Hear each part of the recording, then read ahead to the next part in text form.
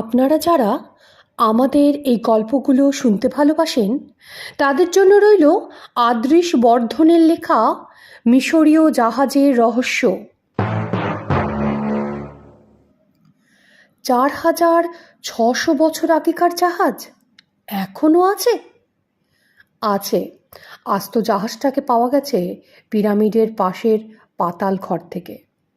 সেই জাহাজের নকল তৈরি হচ্ছে প্লাস্টার অফ প্যারিস দিয়ে, আর হচ্ছে এই কলকাতাতেই, মালিকতলার একটা গলিতে। তারপর সেটা চালান যাচ্ছে ইন্ডিয়ার বাইরে। কিন্তু নকল জাহাজ নিয়ে আমাদের মাথা ব্যথা কেন? কথাগুলো আলোচনা করে ঝুঁকে বসলেন রতন দত্ত, ফর্সা সুপুরুষ, মাথাজোড়া চকচকে টাক, মুখের বুদ্ধির রোশনাইকে বাড়িয়ে দিয়েছে। চোখা নাক, সুন্দর চোখ, পাতলা ঠোঁট, গালে অল্প দাড়ি, জুলপিছোড়া লম্বা হয়ে গালের অর্ধেক ঢেকে রেখেছে। থুতনি কামানো, শক্ত চিবুক, তাই চট করে চোখে পড়ে। ভদ্রলোকের সারা দেহে বুদ্ধি আর ব্যক্তিত্ব ঝলমল করছে। উনি বললেন, ইন্দ্রনাথবাবু, নকল জাহাজ আমাদের মাথা ব্যথার কারণ নয়, ভাবিয়ে তুলেছে ক্লিয়ারিং এজেন্ট। কথাটা শুনে নস্যি নিল ইন্দ্রনাথ। সাত সকালে রতন দত্ত এসেছে, তাই গেঞ্জি আর লুঙ্গি পরেই তার সমস্যা শুনতে বসেছেন তিনি। ইন্দ্রনাথ বললে, ভালো করে খোলসা করে বলুন তো। রতন দত্ত বলে উঠলেন, কালেক্টর অফ কাস্টমস পাঠিয়েছেন আমাকে। দিনা অ্যান্ড কোম্পানির এক্সপোর্ট লাইসেন্স সাসপেন্ড করেছেন। ইন্দ্রনাথ বলল, কি অপরাধে? সে বললে, ১.৫ কোটি টাকার নার্কোটিক ড্রাগস রপ্তানি সাহায্য করেছিল বলে। ইন্দ্রনাথ খানিকটা অবাক হয়ে বলল, ১.৫ কোটি টাকার ড্রাগস? রতন দত্ত বললেন, সারা পৃথিবী লড়ছে ড্রাগস চোরাচালান বন্ধ করার জন্যে। দিনা অ্যান্ড কোম্পানি এই কলকাতা বসে সেই ক্রাইম করে চলেছে। ইন্দ্রনাথ বলল, বেশ করেছেন লাইসেন্স সাসপেন্ড করে দিয়ে। রতন দত্ত বলল, কিন্তু ওরা ট্রায়াল কোর্ট থেকে কালেক্টরের অর্ডার খারিজ করিয়েছে। আমরা গেছি হাইকোর্টে। ডিভিশন বেঞ্চে শুনানির দিন আগামী বৃহস্পতিবার। আজ থেকে ৩ দিন পরেই, তাই তো? এর মধ্যে আমাকে কি করতে হবে? খানিকটা চিন্তিত স্বরেই বলল ইন্দ্রনাথ। রতন দত্ত বললেন, দিনা অ্যান্ড কোম্পানির অপরাধ অকাট্যভাবে প্রমাণ করার মতো কিছু মাল মশলা হাতে এনে দিন। আমরা যা পেয়েছি তার উপরেও আপনার যদি কিছু করণীয় থাকে। ইন্দ্রনাথ বলল, বুঝলাম, চেষ্টা করব, কিন্তু তার আগে বলুন তো, মিশরীয় জাহাজের গল্পটা আগে শোনালেন কেন? রতন দত্ত হাসতে হাসতে বললেন, দিনা অ্যান্ড কোম্পানি যে নকল জাহাজ রপ্তানিতে সাহায্য করে চলেছে। ইন্দ্রনাথ বলল, ওহ আচ্ছা, মানিকতলায় কোথায় নকল জাহাজ তৈরি হচ্ছে বলুন তো? এসব আলোচনার ৮ ঘন্টা পরে মানিকতলার মোড়ে ট্যাক্সি ছেড়ে দিল ইন্দ্রনাথ।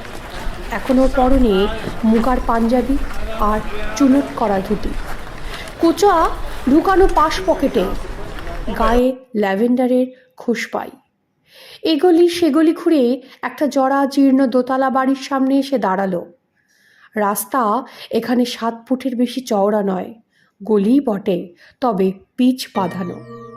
ইট বের করা দেওয়াল, ঘুণ ধরা কাঠের ফ্রেম, পাল্লা দুখানা কোনো মতে লেগে রয়েছে, অনেকটা ঝুলছে বললেই চলে। কড়া ধরে সজোরে নাড়া দিল ইন্দ্রনাথ।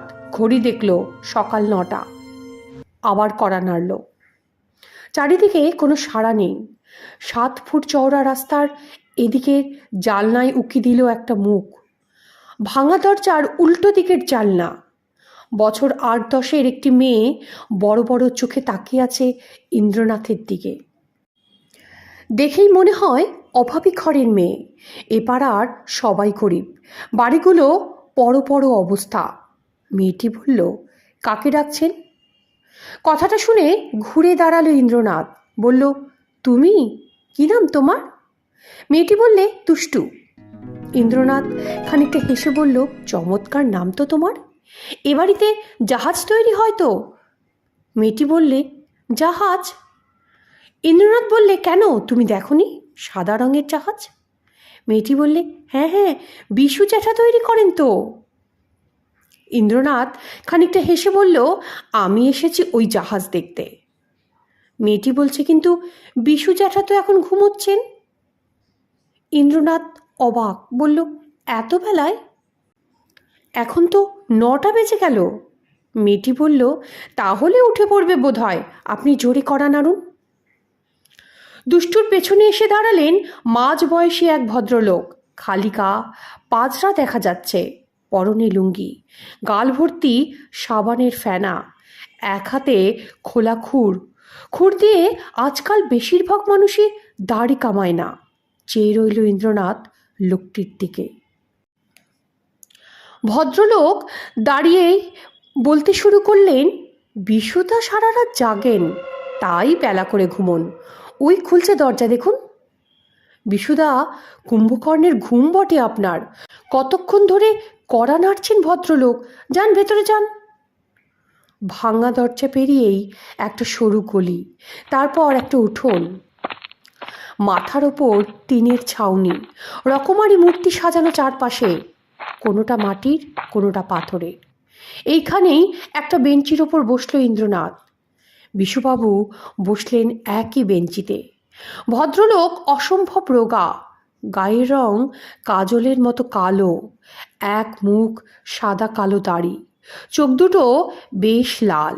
তিনি খেকি গলায় জিজ্ঞেস করলেন, কি দরকার? ইন্দ্রনাথ বলল, জাহাজ দেখতে এসেছি। লোকটি বললেন, জাহাজ? ইন্দ্রনাথ বলল, 4600 বছরের পুরনো জাহাজ, এই পৃথিবীর সবচেয়ে পুরনো জাহাজ, মিশরের জাহাজ। লোকটি বলল, আপনাকে দেখাবো কেন? ইন্দ্রনাথ বলল, আমি কিনতে চাই, তাই। তিনি বললেন, কিনবেন? কত পিস? ইন্দ্রনাথ খানিকটা হিসেব করে বলল, আপাতত 100 পিসের অর্ডার আমি এই মুহূর্তে দিচ্ছি, পরে আরও বাড়াবো। লোকটি বললেন, কোথায় পাঠাবেন? ইন্দ্রনাথ বলল, ইন্ডিয়ার সব কটা ট্যুরিস্ট সেন্টারে। কিউরিও সাপ্লাই আমার বিজনেস। লোকটা খানিকটা হাসল, বলল, দেখে তো বিজনেসম্যান মনে হচ্ছে না। ইন্দ্রনাথ বলল, তাহলে কি মনে হচ্ছে আমায় দেখে? লোকটি বলছে, আপনাকে দেখে মনে হয় আপনি কবিতা টবিতা লেখেন। জীবনেও না, কেন বলুন তো? লোকটি বলছে, যা ড্রেস হাঁকিয়েছেন, আর্টিস্টিক।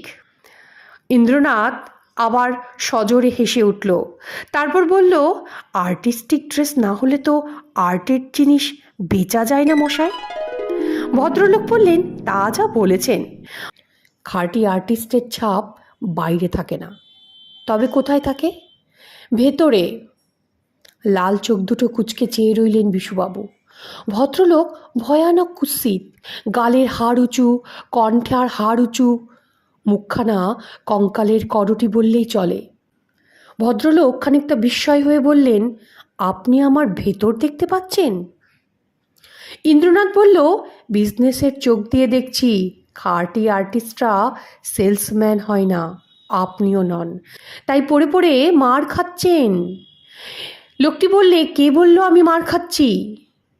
আপনার বাড়ি বলছে, আপনার চেহারা বলছে, সারাদিন খেটেও আপনার রোজগার বলছে। লোকটা খানিকটা ভারাক্রান্ত মনে বলে উঠল, রোজগার করে কি করব বলুন তো, কে খাবে? ইন্দ্রনাথ বলল, কেন, কেউ নেই আপনার? লোকটি বলল, না, বউ ছিল, মারা গেছে, এখন আমি একা। ইন্দ্রনাথ বলল, তবে এই বাড়ি? লোকটি বলল, বাড়িটা আমার। তাহলে এত খাটছেন কেন, রাত জাগাজাগি? লোকটি বলল, সৃষ্টি ছড়িয়ে যাক, আমি এটাই চাই।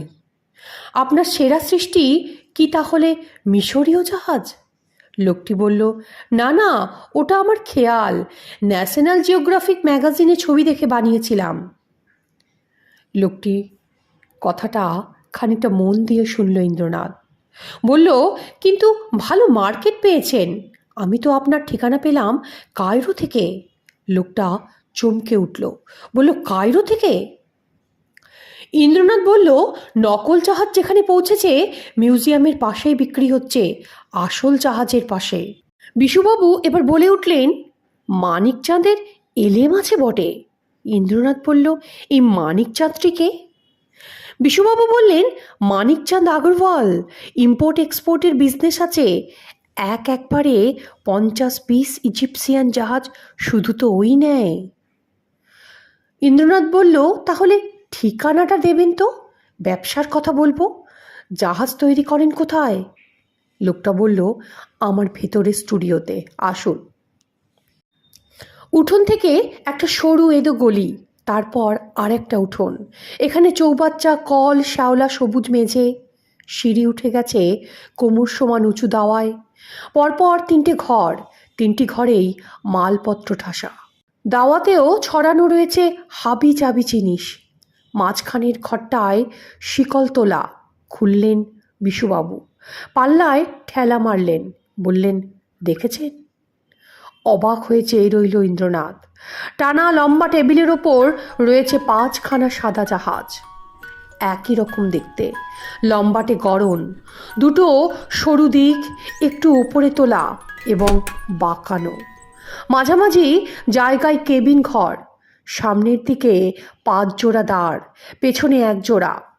কেবিন ঘরের তলার দিকে চিকপিক করছে রং বেরঙের কাচ। কানের কাছে মৃদুস্বরে বিশুবাবু বললেন, আসল জাহাজটা লম্বায় ছিল 142 ফুট, আমি বানিয়েছি 3 ফুটের মধ্যে। আসল জাহাজে আছে 1224টা অংশ। আমার জাহাজ 2টো ছাঁচ থেকে তৈরি।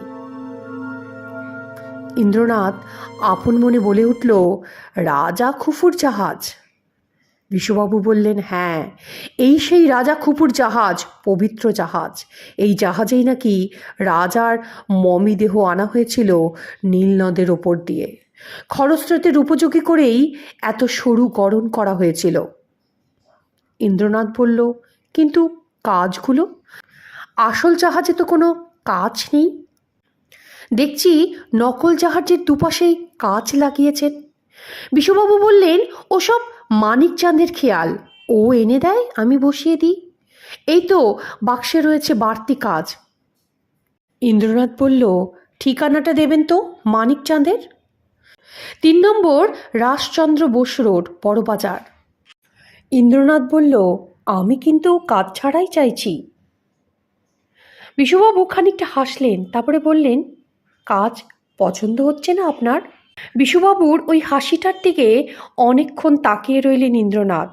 কালো কুৎসিত মুখে ওর হাসিটা কিন্তু সুন্দর, শিল্পীর হাসি।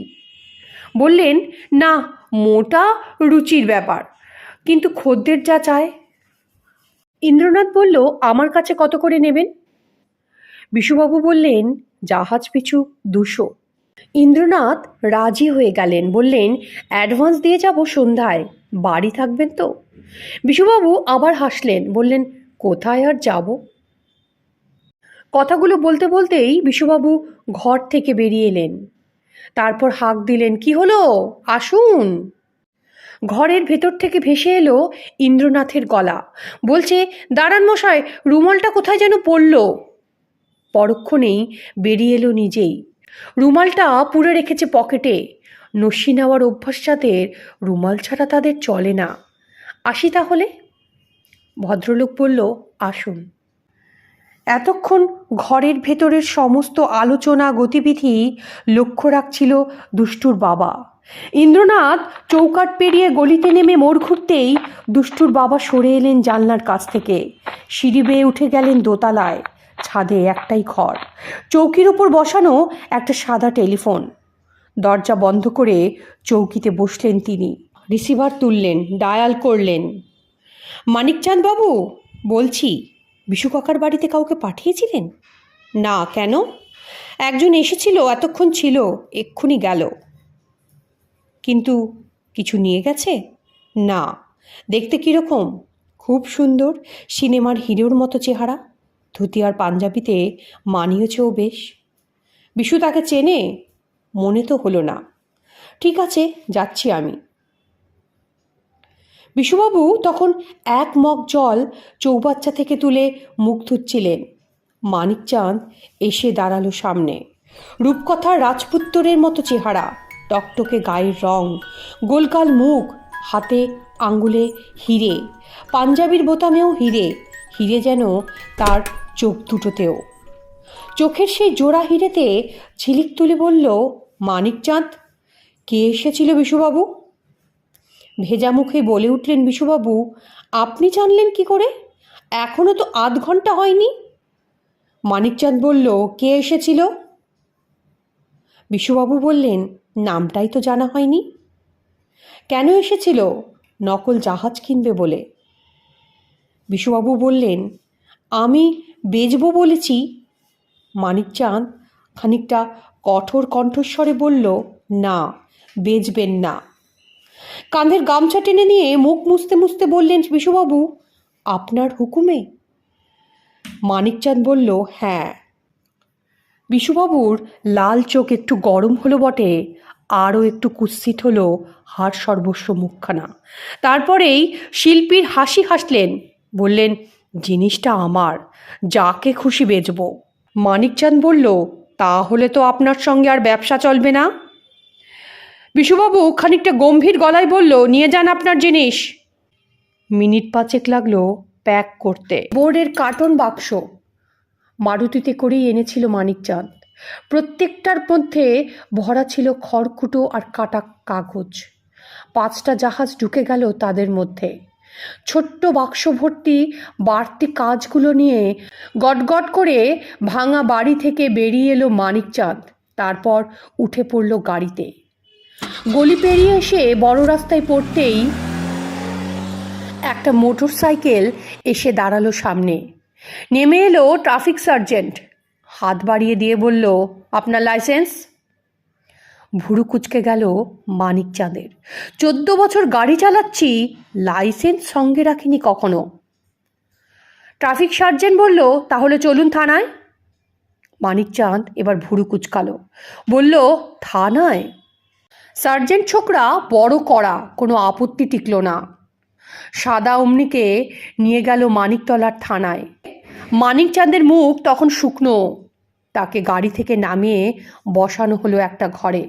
হাতে তার বাড়তি কাজ ভর্তি ছোট্ট বাক্স। এ ঘরে আর কেউ নেই। দরজা খুলল আধ ঘন্টা পর। ঘরে ঢুকলেন প্রথমে বিশুবাবু, তার পেছনে ইন্দ্রনাথ রুদ্র, রতন দত্ত আর একজন ভদ্রলোক। এর চেহারা বেশ শৌখিন, চোখে সোনার চশমা, খুব দামি ওস্তাকার বানিয়ে দিয়েছেন ঝকমকে স্যুট। সঙ্গে সঙ্গে উঠে দাঁড়ালো মানিকচাঁদ। বিশুবাবু বললেন, এসব কি ব্যাপার? বিশুবাবু এখন একটা রঙিন খদ্দরের পাঞ্জাবি পরে এসেছেন, ফলে তার কালো রং আরও খোলতাই হয়েছে। আমতা আমতা করে উনি বললেন, কী যে ব্যাপার, বুঝতে পারছি না তো কিছু। ইন্দ্রনাথ এগিয়ে এলো, বলল, আমি বলছি কি ব্যাপার। বিশুবাবু, আপনার ঘর থেকে বেরোনোর সময় হাত সাফাই করেছিলাম। রুমাল খুঁজবার আছিলায় ছোট্ট বাক্সের বাড়তি কাজগুলোর একটা পকেটে করে এনেছিলাম। কাজটা দেখেছেন উনি? উনি বিখ্যাত জহুরি রামেশ্বর প্রসাদ। কাজখানা উনি 48 লক্ষ টাকায় কিনতে চেয়েছেন। ঘরের মধ্যে যেন বাজ পড়ল। প্রতিটা মানুষ থ হয়ে দেখছে ইন্দ্রনাথকে। রামেশ্বর প্রসাদ কেশে গলা সাপ করে দিয়ে বললেন, 48 লাখে কিনে মশাই, বেচবো 7 কোটি টাকায়। এবার বুঝি অ্যাটম বোমা পড়ল ঘরে। একখানা কাচের দাম 7 কোটি টাকা, এটাও কি সম্ভব? এবার ইন্দ্রনাথ বলে উঠল, কারণ এটা কাঁচ নয়, ব্লু ডায়মন্ড। উড়িষ্যার কালাহান্ডি, ফুলবানি আর বোলাঙ্গীর জেলা থেকে বেআইনিভাবে খনি থেকে তোলা হিরে। এরকম আরও দামি পাথর ওখান থেকে বেরিয়ে গেছে নানা দিকে। মোট দাম 400 কোটি টাকা। বিশুবাবু এগুলিকে কাজ মনে করে নকল জাহাজের গায়ে ফিট করে দিতেন। কাজ মনে করেই সবাই ছেড়ে দিয়েছে। কোটি কোটি টাকার পাথর এভাবে খোলাখুলি পাচার হতে পারে কেউ ভাবতেই পারেনি। এবার ঢোক গিলল বিশুবাবু, বললেন, তাহলে বাক্স ভর্তি ওগুলো হিরে মানিক ছিল? ইন্দ্রনাথ এবার হাসতে হাসতে বলল, এখনো আছে। মানিকবাবু, এত আঁকড়ে ধরবেন না, এটা থানা। দিন, এই খুললাম ডালা। জহুরি মশাই কি বলেন? একটার পর একটা পাথর তুলে চুলচেরা চোখে দেখলেন রামেশ্বর প্রসাদ। সবই দামি পাথর, কোটি টাকার কাছে দাম। রতন দত্ত আরক্ত মুখে বললেন, এই যে কেঁচো খুঁড়তে গিয়ে সাপ, ড্রাগসের মামলায় ব্লু ডায়মন্ড। ইন্দ্রনাথ বলল, ড্রাগসও আছে। রতন দত্ত বলে উঠল, কোথায়? ইন্দ্রনাথ চিৎকার করে উঠল, মৃগাঙ্ক! দরজার বাইরে একটা 3 ফুট লম্বা নকল জাহাজ নিয়ে দাঁড়িয়েছিল মৃগাঙ্ক। ইন্দ্রনাথের তলব শুনে ঘরে ঢুকল। সুন্দর জাহাজটাকে মাথার ওপর দুহাতে তুলে আছড়ে ফেলল মাটিতে। লাফিয়ে উঠলেন বিশুবাবু, কিন্তু হাঁটু গেড়ে বসে পড়েছিল ইন্দ্রনাথ। মিশরীয় জাহাজের ধ্বংসস্তূপের মধ্যে থেকে গোটা 2 টুকরো হাতে নিয়ে উঠে দাঁড়ালো। বলল, আসুন রতনবাবু, দেখে যান, প্রত্যেক টুকরোর মধ্যে সুড়ঙ্গ আছে। রতন দত্ত বলল, হ্যাঁ তাই তো। অর্থাৎ 3 ফুট লম্বা জাহাজের এদিক থেকে ওদিক পর্যন্ত একটা সুড়ঙ্গ আছে, যার ব্যাস 1.5 ইঞ্চি। রতনবাবু বলল, হ্যাঁ তাই তো দেখতে পাচ্ছি। সুড়ঙ্গের মধ্যে সাদা গুঁড়ো ছিল, এখন মেঝেতে ছড়িয়ে পড়েছে। এই টুকরো 2টো গর্তে এখনও রয়েছে, একটু জিভে চেখে দেখুন তো। আঁতকে উঠলেন রতন দত্ত, বললেন, পাগল নাকি? বিশুবাবুর চেহারা যেন হঠাৎ করে বদলে গেল। তিনি চিৎকার করে বললেন, পাগল নয়, পাগল নয়, বদমাশ, এরা বদমাশ। ভয়ানক ক্রোধে ভয়ঙ্কর হয়ে উঠেছে কুৎসিত মুখখানা। বলছেন, 420, সমস্ত 420। ইন্দ্রনাথ নিরীহ গলায় বললেন, চেঁচাচ্ছেন কেন বিশুবাবু? বিষম কৌতুকে নৃত্য করছে তার 2 চোখ। বিশুবাবু খানিকটা আবার চিৎকার করে বললেন, তবে কি গান গাইব? 420-এর ম্যাজিক দেখাচ্ছেন? ইন্দ্রনাথ বলল, 420-এর ম্যাজিক, সেটা আবার কি? 2খানা ছাঁচ থেকে তৈরি জাহাজের ভেতর তো ফোপড়া হবেই, তার মধ্যে সাদা গুঁড়ো এলো কি করে? ইন্দ্রনাথ খানিকটা চিৎকার করে বলল, আপনি ভরেননি? বিশুবাবু বললেন, আমি ভরবো ড্রাগস জেনে শুনে? রাগের চোটে কথাগুলো খানিকটা আটকে যাচ্ছিল বিশুবাবুর। ইন্দ্রনাথ বললেন, সত্যিই তো, আপনি ভরতে যাবেন কেন? আপনি হলেন খাঁটি শিল্পী, ও কাজ করেছে আপনার মানিকচাঁদ। এই প্রথম তেড়ে উঠল মানিকচাঁদ। এতক্ষণ দাঁড়িয়েছিল কাঠের পুতুলের মতো। দেখেছেন আপনি? নিমেষে পাল্টে গেল ইন্দ্রনাথের চোখ মুখের চেহারা। উধাও হলো হাসি আর কৌতুক, যেন মশাল লকলকিয়ে উঠল 2 চোখের তারায়। কড়কড় করে বুঝি বাজ ফেটে পড়ল গলার আওয়াজে। তিনি চিৎকার করে বললেন, পিশাচ, জানোয়ার, অমানুষ, এখনো লম্বা লম্বা কথা, টেনে জিভ ছিঁড়ে ফেলবো আর একটা বাজে কথা বললে। এ যে মূর্তিমান প্রলয়, ইন্দ্রনাথের এই প্রলয় মূর্তি, ইন্দ্রনাথের এই ভয়ালো মূর্তি ঘরের আর কেউ কখনো দেখেনি। তাই চোখ বড় বড় করে চেয়ে আছে তার রুদ্ররূপের দিকে। মুখের ওপর সপাং করে চাবুক আছড়ে পড়লে মানুষ যেমন সিটিয়ে যায়, মানিকচাঁদের অবস্থাও সেই রকম। ইন্দ্রনাথ আবার চিৎকার করে বলে উঠল, বিস্ট, লক্ষ লক্ষ স্কুলের ছেলে মেয়েদের ড্রাগসের নেশায় ধ্বংস করছো তুমি। মানিকচাঁদ, তোমার ফাঁসি হওয়া উচিত। বিশুবাবু মানিকচাঁদের যে ঠিকানা আমাকে দিয়েছেন, সে নামে কলকাতায় কোনো রাস্তা নেই। বিশুবাবু খানিকটা মিইয়ে গেল, বললেন, সে কি? ইন্দ্রনাথ বলল, আপনি শিল্পী, এত খোঁজ নেবার দরকারও হয়নি আপনার, কিন্তু আমি দেখেছি স্ট্রিট ডাইরেক্টরিতে ও রাস্তা নেই। আসল ঠিকানা আছে বা গাড়ির ব্লু বুকে, যা থাকে গাড়ির মধ্যে। তাই ট্রাফিক সার্জেন্টকে দিয়ে গাড়ি আনা হয়েছে থানায়। ব্লু বুকের ঠিকানায় হানা দিয়ে পেয়েছি কি জানেন? কি হে মানিকচাঁদ, কি হলো তোমার আন্ডারগ্রাউন্ড চেম্বারে? মানিকচাঁদ কি জ্যান্ত মরা হয়ে গেল? দু চোখে অসীম ঘৃণা ছিটিয়ে বললেন Indranath, packet packet narcotics drugs. এখান থেকে সাদা জাহাজ সেখানে পৌঁছলে ছুরি দিয়ে ঘষে খুলে আনা হতো একটা পাথর। সেই ফুটো দিয়ে ভেতরে ড্রাগস পুড়ে ফের পাথর বসিয়ে বন্ধ করে দেওয়া হতো। কাজটা হচ্ছে কিভাবে তা দেখে এসেছি নিজের চোখে। মানিকচাঁদ, আর কিছু বলার আছে? কলকাতা হাইকোর্টের ডিভিশন বেঞ্চের শুনানি বেরিয়ে গেল বৃহস্পতিবার। ৪৬০০ বছরের পুরনো মিশরীয় জাহাজের নকল বানিয়ে তার ভেতর চোরা সুড়ঙ্গে পাচার হতো নারকোটিক ড্রাগস। চোরাই পাথর লাগানো থাকতো তার গায়ে। কাজ মনে করে কেউ খুলেও দেখেনি কখনো। খুললেই সুড়ঙ্গের ভেতর থেকে ঝরে পড়তো কেজি কেজি ড্রাগস। দিনায়ন কোম্পানির লাইসেন্স সাসপেন্ড করেছেন বিচারপতিরা। ফেসে গেছে মানিকচাঁদ আরও অনেকে। ইন্দ্রনাথের তুঙ্গে এখন বৃহস্পতি। যেখানে গোলমালের গন্ধ পাওয়া যাচ্ছে, ডাক পড়ছে সেখানেই তার। শ্রোতা বন্ধুদের উদ্দেশ্যে অনুরোধ, আমার এই গল্পটা যদি আপনাদের ভালো লাগে, চ্যানেলটাকে লাইক, সাবস্ক্রাইব আর শেয়ার করতে ভুলবেন না কিন্তু।